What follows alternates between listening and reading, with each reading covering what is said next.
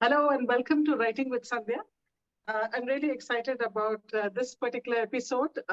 It's December. We're kicking off Humor Month. And anybody who knows anything about me, my channel, my blogs, or just me as a person know that my favorite author is P.G. Wodehouse. So these are all my P.G. Wodehouse books and humor. And the next column is all about humor. So the genre for this month is humor, and the first book that I'm picked up to read and to talk to the author is based on P.G. Wodehouse, but we'll hear more about it from him. So welcome to Amitabh Sarwate. He is on the call. Welcome, Amitabh, to this episode. Thank you so much, Sandhya. I was looking forward to this. Such a pleasure to join your channel here. Thank you so much. Yes. He is based in California, so it's night for him. So I really appreciate your flexibility for recording for this show. And he's also in the IT sector. I think we worked in a couple of places at different times, perhaps. He's working full time. He's writing this book. We're going to hear more about it. He's from Pune, but is currently based in California. So of course, I must say that you might have to subscribe to this channel. I know a lot of you are viewing it, but do subscribe. And if you like this episode, like, share, and, comment about it. And also what shows that you would like to see in the future. So with that, Amitabh, my first question for you is your book, Humorously Yours, Tales from the Gymkhana. I do know the answer, but how did you arrive at the premise of this book? So, I arrived at the premise of this book a little bit by accident, right? So I was dabbling in some humor short stories. One of my short stories had been featured in a All India short story contest that was organized by Penguin. And so I was dabbling with some of these stories. And I'm a big P.G. Wodehouse fan, right? Much like, all of the books that I see right behind you, right? And in particular, one of my favorite P.G. Wodehouse characters is a guy called Mr. Mulliner, right? So he is a guy who goes to a place called the Angler's Bar, gets a little tipsy, and he kind of regales his audience with all kinds of, really witty stories about himself and his family, right? And so I was like really fascinated by Mr. Mulliner, right? And so as I was writing some of these stories, they were short stories. I thought it would be wonderful to have a sutradhar or a storyteller who could kind of stitch them together. And then as you progress from story number 1 to, let's say, story number 10, you learn a little more about the storyteller, right? And then you kind of unveil in the last story a little bit about him. So that is how it came together. And so I'd written some of these short stories as, I would say, not a part of the book.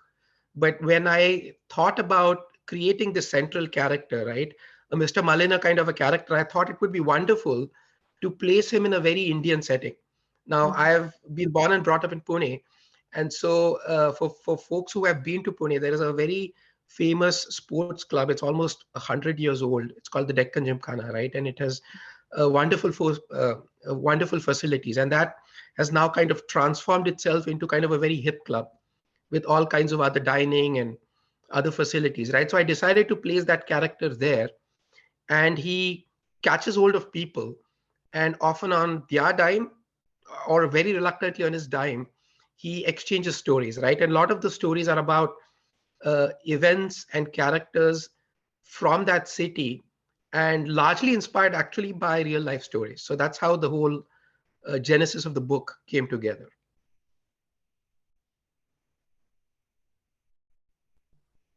Yes, so I think, and it's come together wonderfully. I mean, that's a really nice theme and the way it's stitched together.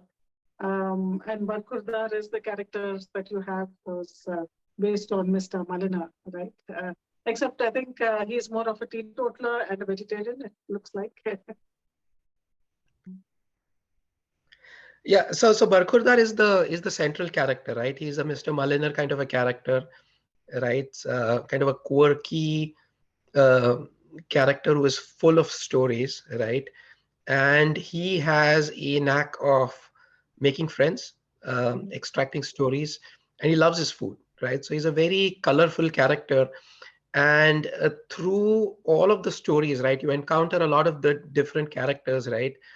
um, you come across a lot of day-to-day very humorous situations, right? Almost all of them have actually been inspired by real life stories. So the first story in the book is a story called The Elephant, and I won't reveal the end, but actually I happen to work at the company which is which is at the center of the story, right? So it's about an elephant uh, who is brought to welcome a foreign dignitary, right? And there is of course a big blooper that occurs. And I'd actually heard that story when I was working at that company, and I'd heard the tales that the management, the effort that the management went through in order to go get that elephant over, which was getting that elephant shipped uh, across the town for that welcome, right? And then there are many such stories. For example, there's a story called The Budka. It's about a uh, a swimming instructor who uh, placed bets, right? So whoever created the biggest splash in the swimming pool won a 100 rupee note. Yeah. And this is actually based on a person who became famous for for running these bets, right? And there are all of these characters actually that you encounter in these stories were very real life characters that I have personally encountered or I've read about. uh, and so that is the other wonderful thing about it, which is, this is everyday humor really inspired by true life events, Yeah, and most of it. everyday humor, I think, by Indian standards, but I think globally, if you think of, oh, there was an elephant and that fantastical story about it, I think that's interesting on how the global audience perceived it. Did you get any feedback on that from any of your any of your readers who've read it globally outside India? Yeah, so I think interestingly enough, because I'm based here, the book has been available on Amazon.com here, right? And so as I was promoting that book on LinkedIn in particular, right? I have a lot of friends, of course, who are based here in the United States, right? And it was interesting. So the book was picked up uh, by folks here in the United States. I also talked about it in a Facebook group, Mhm. uh, which is a fan of PG Wodehouse, right? So Yeah. several folks picked it up there as well. And I got a lot of interesting comments, right? They said like it's an homage to PG Wodehouse. They kind of really enjoyed kind of the Indian touch. Mhm. So it was interesting to kind of and indeed heartwarming to kind of get that kind of response from non-Indian readers as well, right? Now on the Yeah. flip side, I also got a lot of comment which is like, hey, you've talked about these characters who are in this little zip code in the city, right? Like you've got to kind of uh, expand and make it a little more global. And then there were people who criticized and said, look, you've used names which are not truly Puneri, right? So the problem is that with writing, Yeah. uh, you cannot make everyone happy. Yeah. Uh, but generally speaking, I think people have kind of picked up on the theme of the humor and Yeah. really enjoyed it because I think it's something that kind of resonates with them a Yes, lot. and at the end of the day, you write stories that you enjoy writing, and that'll come across, and you connect to your Yeah, readers and audience. Yes. yeah. So you talked about Barkadar. Was that the character you enjoyed creating the most, or was there any other characters that you particularly enjoyed creating? So Barkhurdar, of course, is the main storyteller, right? So I think with humor, I think in particular, like unlike other genres, right, you've got to pay a lot of attention to the characters, right? The characters, you cannot use them as a prop in the story, right? Uh, the character in this case, of course, the city is also a character, right? Mhm. And so I think how you present the city through the eyes of the different characters also has to kind of uh, be humorous, right? And so in all of the stories, you pay particular attention, right, to the physical traits of the characters, to how they talk, to how they behave, like, and you've got to kind of unveil, uh, different traits, right, which help those characters kind of stand out, and you've got to kind of make an attempt to make them etched in your memory, right? So some of the particular characters I enjoyed was uh, a guy called Colonel Gokhale, right? He's supposed to be in the story called Arranged Marriage. And he actually, in the sequel, right, that will follow, will play a very important part. Then there is a guy called Mathur, and I'd worked in Delhi 1 year after completing my engineering in a sales engineering capacity, and I met some very interesting characters there, right?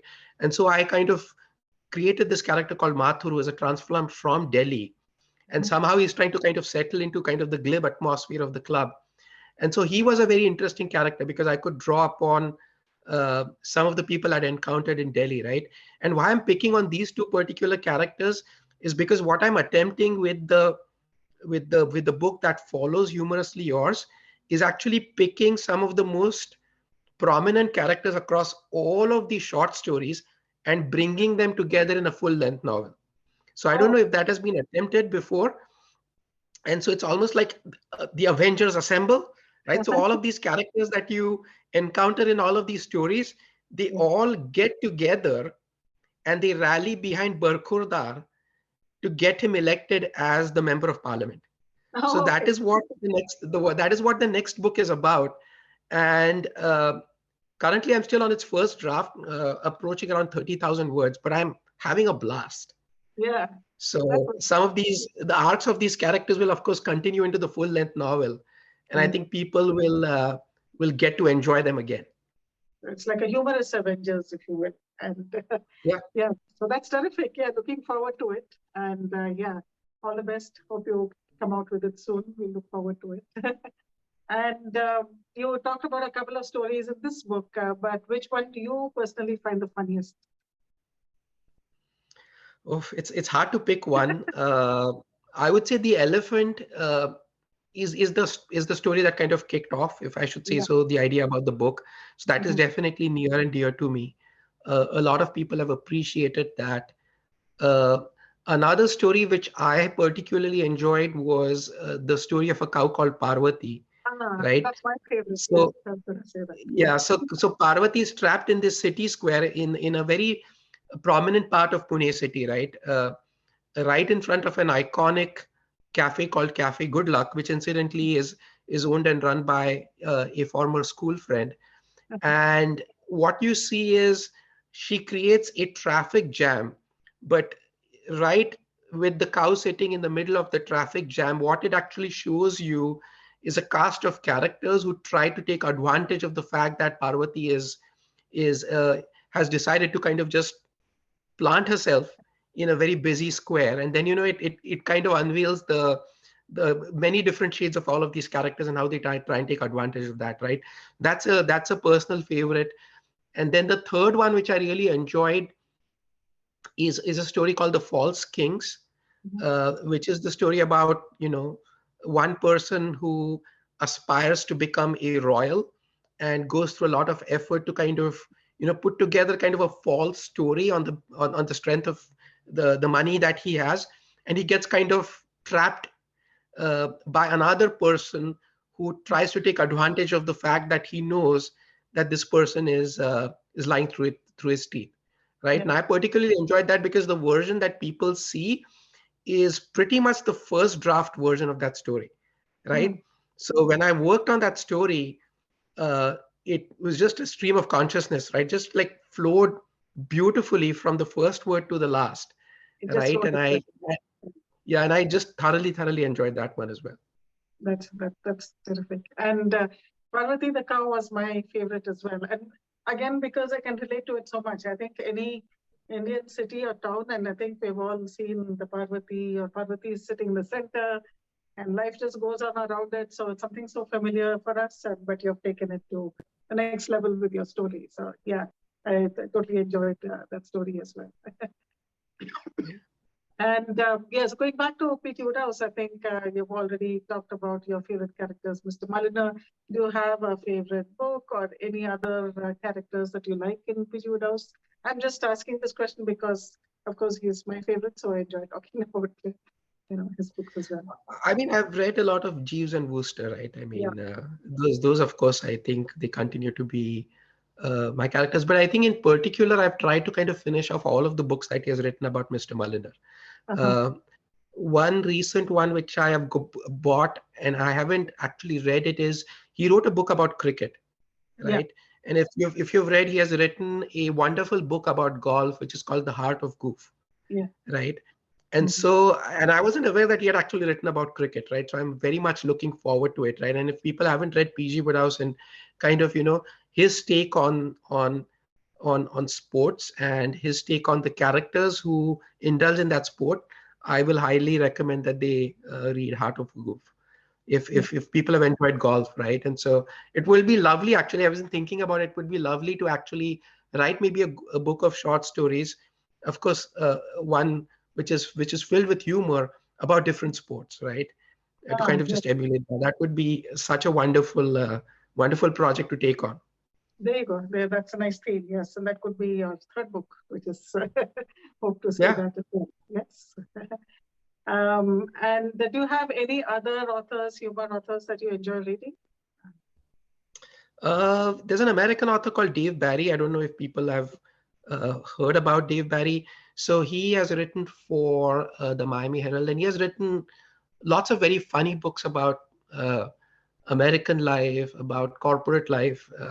He's written a book about how to become the CEO of a major company in roughly a week, right? So he comes up with all of these really silly and witty strategies on how you can short circuit your way through anything and everything in corporate life, right?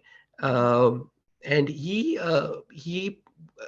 has written a lot of very, very witty articles, right? So I think I've enjoyed him. For those who have read other British authors, uh, I've loved Richmal Crompton. For people Oh, who have yes, read William Williams, stories. Yeah, absolutely. so I picked up Williams when I was in 8th grade, and I've never outgrown William. Right? Even recently, for example, I presented my a dear friend a collection of 10 books, and then I got jealous, and then I decided to present myself the same 10 books. So they are right here on the shelf, and whenever I think one is feeling down, I think you just pick it up, and it's amazing, right? Yeah. You have William, which was roughly written 100 years ago, Uh-huh. correct? And those books, even today, right? They probably speak about a time in England which is very different from what the country is today. But so much about, I think that character takes you back to your own childhood, right? I Yeah. just wish I was as mischievous as William was, but Yeah, it, yeah, and you can still enjoy them. So actually, at the end of the shelf are the stack of my William books, and yeah, I did gift my nephew also, a set of William books. My daughter and I also try to read them. So yes, it's just the way they have crafted it. I think that's something which is whether the stories and the characters sometimes seem older, but I think the craftsmanship just shines through of these yeah, authors. absolutely. Yeah, I think and humor is not the easiest thing as you mentioned. So did you find that any part of it difficult or challenging, whether it's the character or any aspect of it? So I think humor is a difficult genre.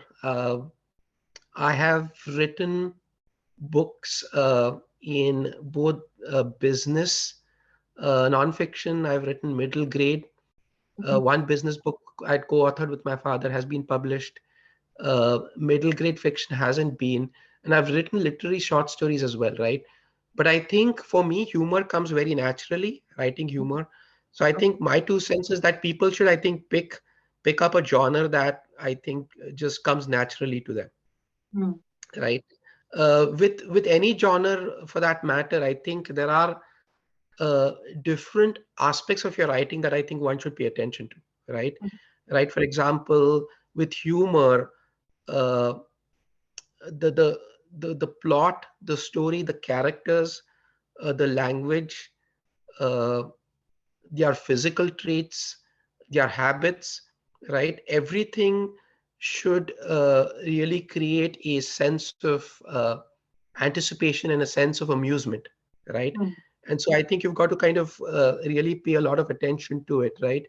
And a lot of the situations, of course, right, that you land people in uh, have to be, of course, humorous, right? But I think you've got to kind of juggle between not making them outright silly, right?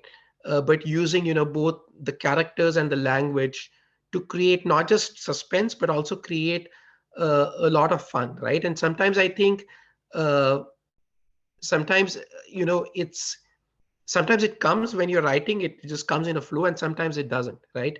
And so I think, unlike other genres, right, where I think one can be very disciplined about saying, okay, you know what, I'm going to go and sit and I'm going to write, 5 pages, 10 pages, right? What I've seen with humor, unlike middle grade fiction or business nonfiction I've attempted, one has to wait for inspiration. I mean, that's the way I think about it, right?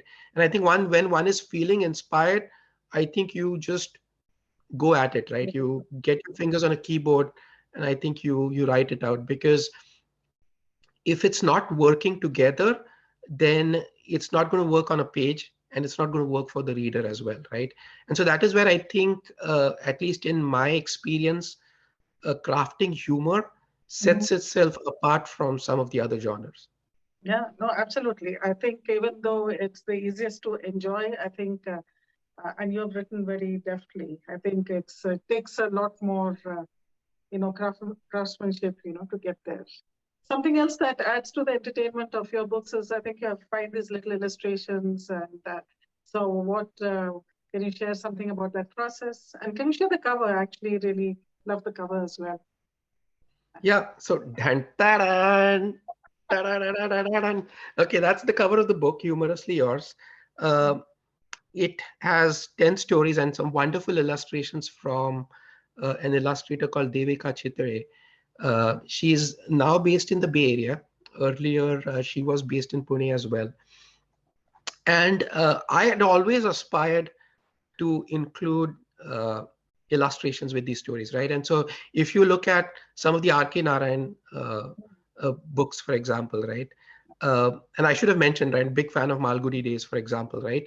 And of course, you've got these wonderful illustrations from R.K. Lakshman, right? And I always thought that, hey, if I attempted a book of humorous short stories or a full-length novel, it would be wonderful to pepper them with a lot of illustrations, which I think just enhance the story, right? And so what I did was, after I'd completed uh, all of the stories, I actually shipped the manuscript to the illustrator, to the Devika, right? And I told her, look, Devika, why don't you read the stories and then you come up? She's a very talented illustrator, right? So I said, like, why don't you then come up uh, with the illustrations? And I said, my only thing is that you've got a main character called Barkhurdar. This is his physical description, right? So with Barkhurdar, it's very simple, right? When his weight is under a certain number, correct, he doesn't go to the gym, right? When his weight goes above that number, he goes to the gym, and he pays excessive attention to his biceps. That in a nutshell is kind of Barkhurdar's exercise regime, right? So I said, this is how he should look. He is dimpled. He's very handsome, like me, like the author, and he pays excessive attention to his biceps, like I do, right? And so that was the criteria. And so she crafted what Barkhurdar would look like, and in a couple of takes, I think she nailed it. And I said, that's the guy, correct? And then everything else was left to her. So she would read a story, she would craft an illustration, we would go through a couple of drafts, and boom, there you had it. Right. And then she was so versatile. So she asked me, in what style you wanted? Do you want it Mario Miranda style? Do you want R.K. Lakshman style? And I said, the typical illustrations that you enjoy in Indian newspapers, I said that kind of style would be good. Yeah. And once we had settled on the style, it was she just just cranked them out, and I think they were just wonderful, and people have really, really appreciated them a lot. Yeah. I think they just totally go the stories. It's like having the icing on the cake. And I'm also a big fan of R.K. Lakshman. I think it was his 100th anniversary recently. So just thinking about that. So that's great. We were chatting a little bit about this before, we started recording, is, that we're both working full time. So when do you find the time to write, and what's your writing schedule or process like? So I've been listening to your channel, Sandhya, right? And it's interesting, right? Like I do pay attention, like when you ask that question to some of your writers, right? And of course, some of the writers are superbly disciplined, right? Like Abhirup, for example, said, look, every day I'm going to sit at least for 30 minutes. I'm going to stare at a blank screen. Even if I don't write, I'm going to do something about it, right? Siddharth said, I'm going to write at least a line, right? And I said, like, wow, these guys are amazingly disciplined, right?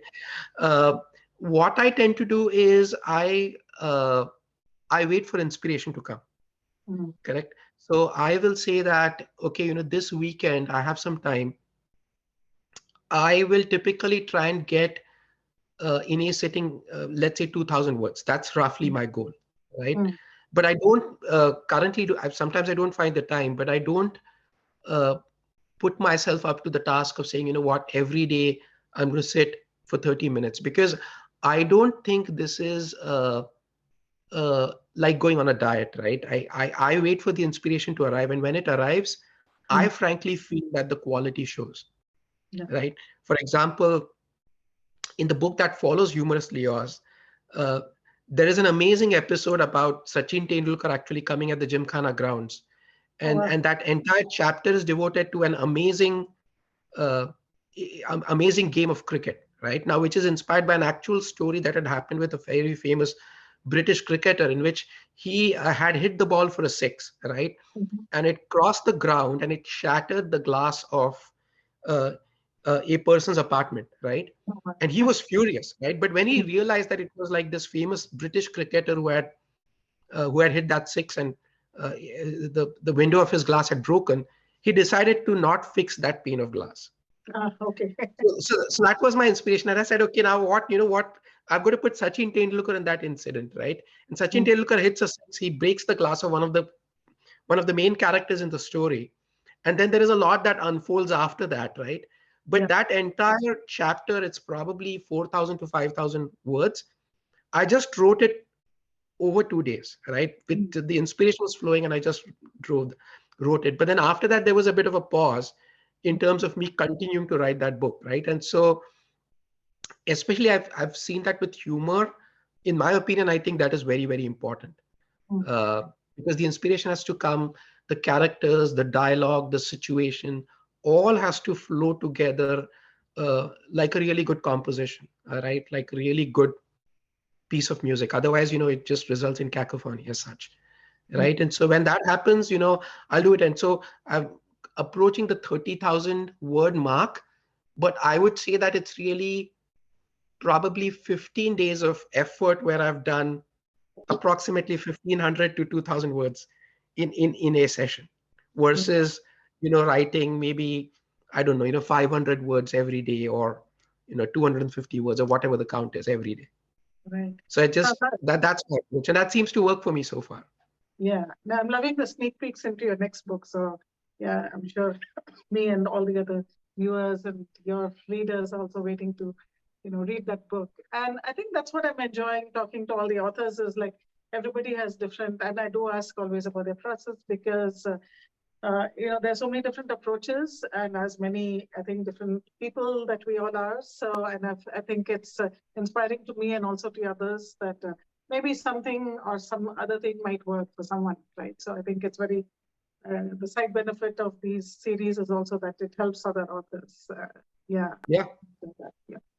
So along those lines, so do you have any tips for anybody who's currently working on a book or has something which is tucked away as a side project? Do you have any other tips that you can share? I think, Sandhya, you mentioned it, right? I think you've got to really enjoy your writing, right? You've got to love your writing, right? I think write something that you can really immerse yourself in, right? And people talk about getting into the zone, but I think once you start enjoying it, you'll feel yourself, immerse yourself in the situation, in the characters, in the dialogue. You will pay attention to it, right? You will pay attention to the grammar, right? And I would say that just enjoy the process, right? I think that is just very, very important. I would say for people who are stuck, my 2 cents is, don't force yourself, right? There will be times when inspiration will flow, and there will be times when inspiration won't flow, right?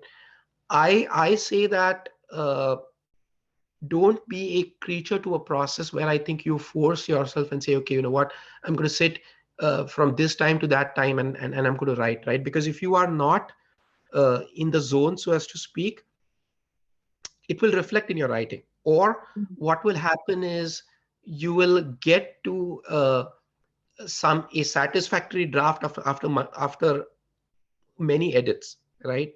I believe uh, if you write when you feel the inspiration, I think as a writer, you're tapping deeply into your subconscious. Mhm. And I think when that happens, the uh, the inspiration and the creativity and the product that follows, I believe, is of superior quality, right? Mhm. And so in my mind, as compared to putting yourself through the rigor of numerous drafts, this approach, at least for me, appeals to me greatly, because I think that the first time what I'm able to put on a page when I'm inspired is of far better quality than what I would be able to produce if I forced myself to sit when I'm not up to it or I'm not feeling inspired, right?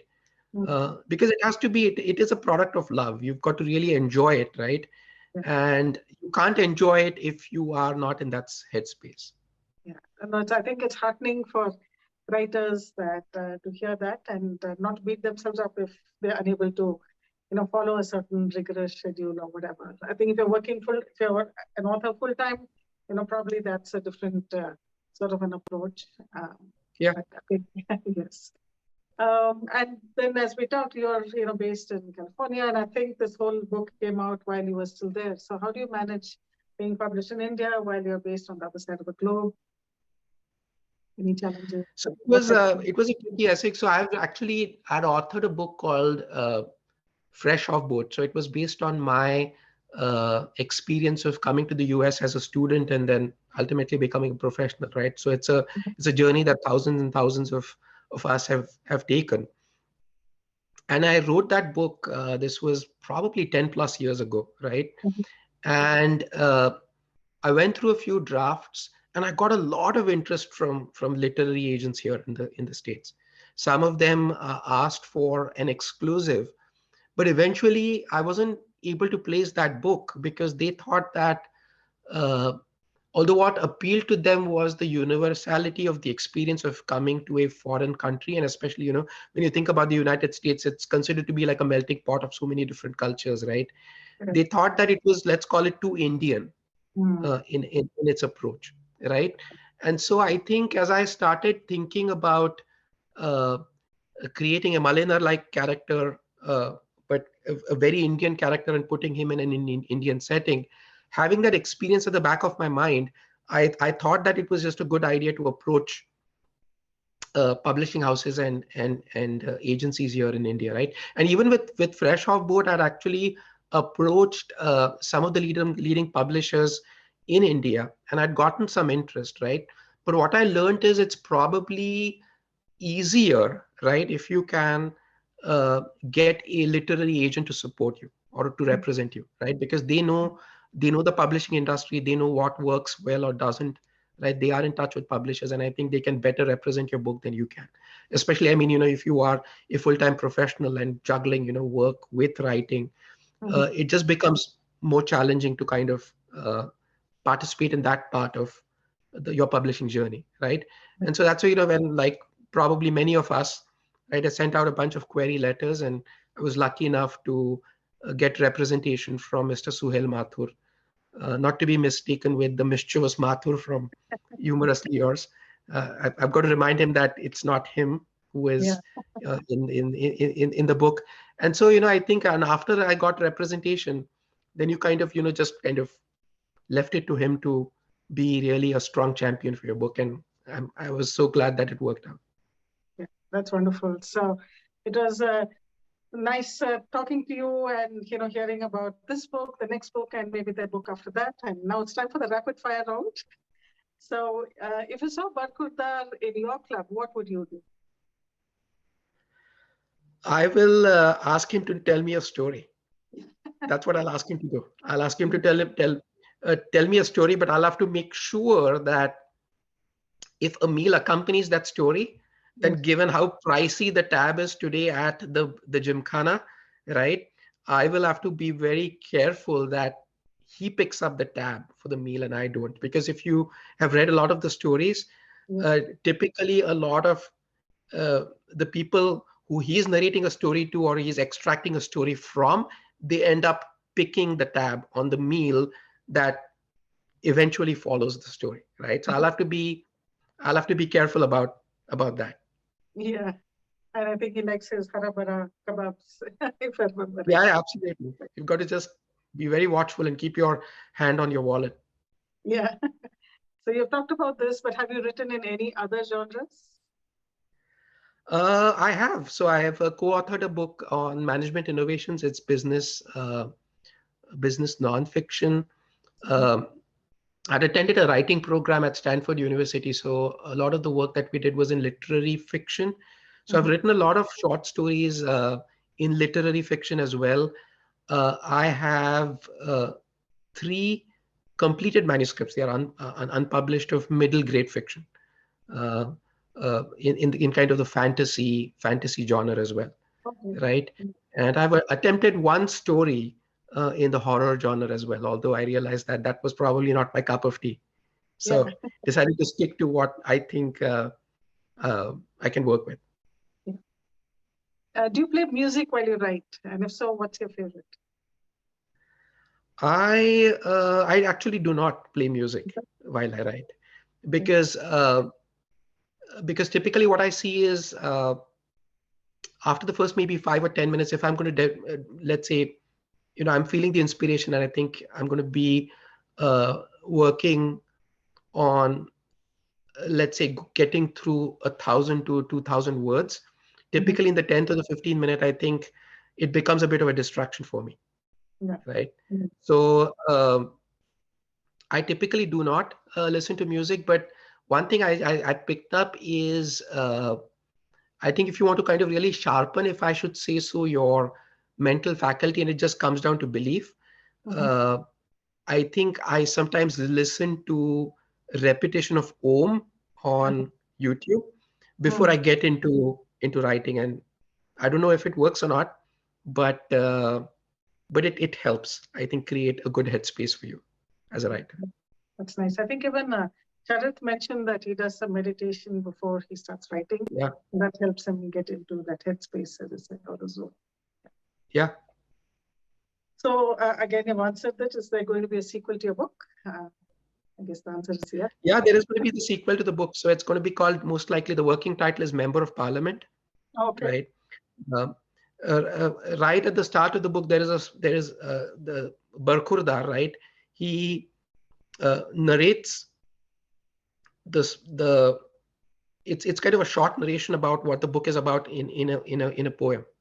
So right, as you open the book, how it's going to end, right? Okay. He is going to get elected as member of the parliament.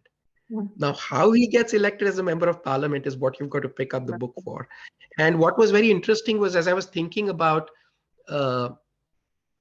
you could follow Humorously Yours Tales from a Gymkhana with a sequel of which is a book of short stories, right? Because you've got this character.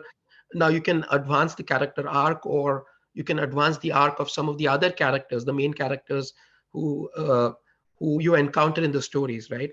But I was thinking that wouldn't it be wonderful actually if you assembled all of these characters from your short stories into a full-length novel? So that idea appealed immensely to me, right? And now I think I'm in a journey where I think you see now that he's elected as the member of parliament, right? And so it will expose a lot of all of the really the struggle and and you've got to kind of really look at it with a lot of humor, everything that goes in getting somebody elected to the parliament. And then probably what can follow, depending upon how successful this book is when he actually becomes a member of parliament, right? What happens? So in some ways, it sets itself to become not exactly, but a bit of a trilogy here. Yeah, that's current thinking. Wonderful. And so you mentioned poetry. So do you write poems as well?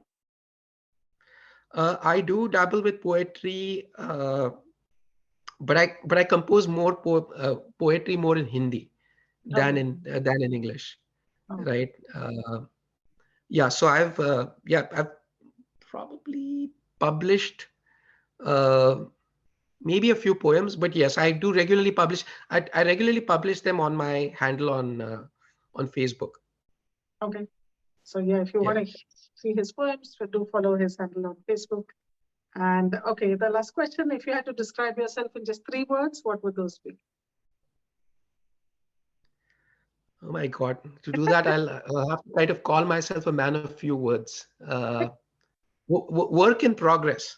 That's how I would describe myself. Work in progress. Uh, because I feel that, and I don't know if that will resonate with your readers or with you, Sandhya, right? All of us are work in progress, right? Yes, that's good. So, Whatever aspect of our life we look at, right? Whether it's as writers or as family members or as professionals, right? We're yeah, always work in progress, and I think till our last breath we will be, yeah, right? And so I just thought that, hey, that's a good way to kind of capture the spirit, right? Do your yeah. best, keep writing, and be work in progress. Yeah, that's a beautiful thought. And so with that, we end this beautiful episode. Really enjoyed talking to you, Amitabh, and hope to see you back with your future books. And all the best with that. Thank you so much, Sandhya. I love the opportunity, and thank you for this wonderful channel, both for readers as well as writers like me. I think it's just great to uh, enjoy the interviews, and for people who are listening to this channel, I'll highly encourage them to really subscribe to this channel. Sandhya herself is a wonderfully talented author. So if you haven't picked up her books, I will encourage you guys to do that. So thank you Thank very you. much. Listen to the man. Yes. Thank you, and bye for now.